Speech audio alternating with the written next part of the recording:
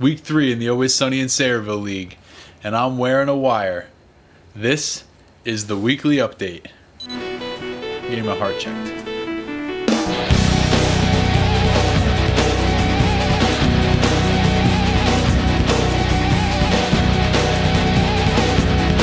So we had some really great battles in week 3 of the season, and when the dust settled, we'd still had 2 undefeated teams in the league and 2 teams still without a win.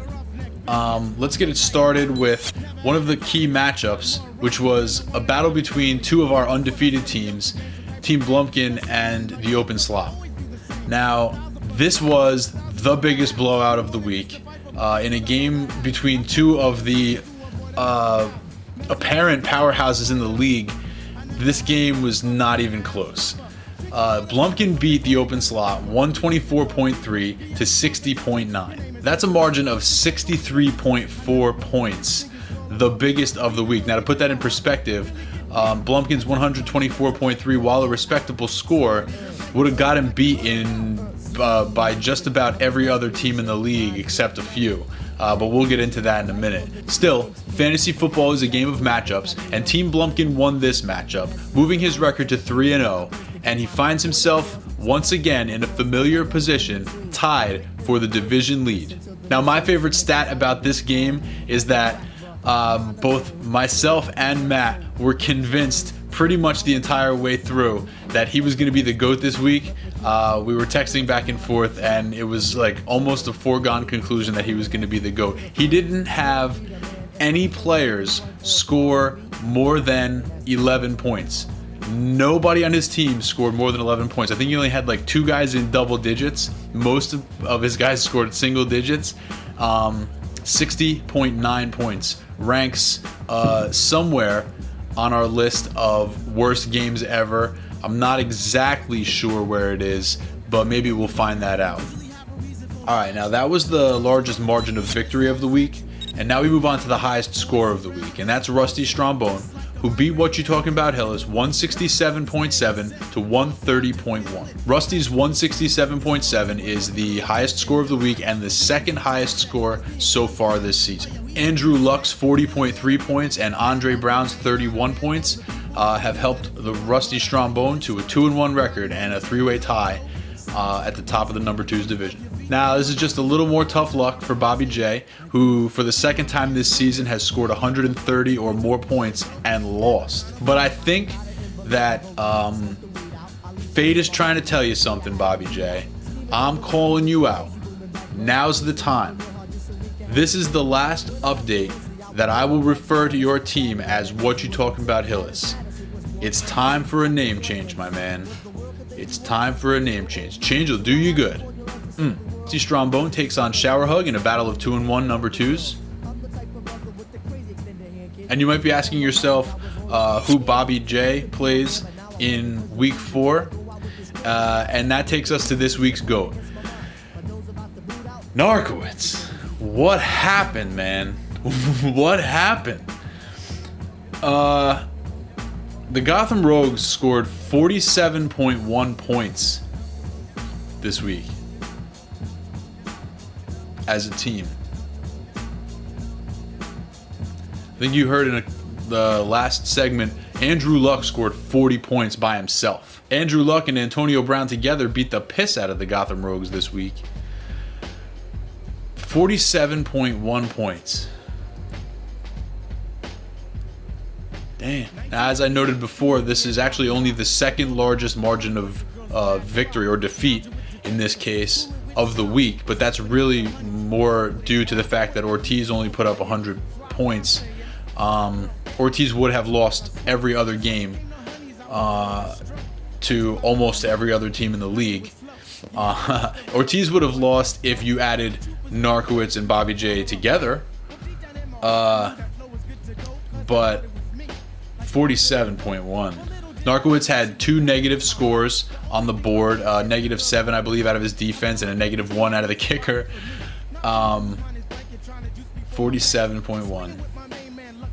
And I know you're asking yourself, because I, of course, immediately ask this question, where does this rank on the all-time list of low scores in league history. And I'm going to go ahead and tell you right now, this is the lowest score in Always Sunny in Sayreville league history ever by any team. Ever. Awful. Open slots score from this week actually lands him number 4 on the all-time list, as you can see. And there are a couple of familiar faces on this list. Matt on there twice, Bobby J on there twice. Oh my. And now, of course, Narkowitz, king of them all. Actually the worst score in league history by 5.1 points, which Danny Mack eloquently pointed out to me is like 10%. So that's kind of a big deal. Narkowitz, 47.1 points, worst performance in league history, and for that, the Gotham Rogues are this week's GOAT. Horrendous. And so from a story of just grave despair, we move to a story of redemption.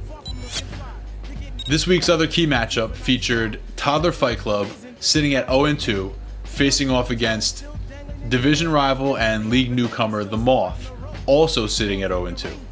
Now both teams obviously desperate to avoid that 0-3 start.